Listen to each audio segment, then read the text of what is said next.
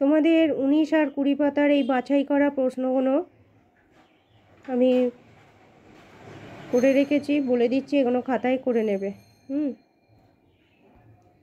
কি আছে এখানে দেখো, যে আমাদের এখানে মাটি কিভাবে গড়ে উঠেছে না হবে হাজার হাজার বছর ধরে পলি সঞ্চয়ের ফলে এখানে মাটি গড়ে উঠেছে।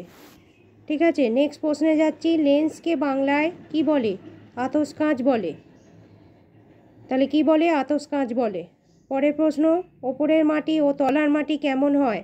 উত্তর হবে ওপরের মাটি মিহি আর তলার মাটি নুড়িযুক্ত হয়। যখন মাটি খোঁড়া হয় ওপরের মাটি মিহি পাওয়া যায়, আর যত মাটি খোঁড়া হবে নুড়ি আর কাঁকরযুক্ত হয়। নেক্সট প্রশ্ন কি না, মাটি খোঁড়ার সময় পাইপের মুখ থেকে কি ওঠে?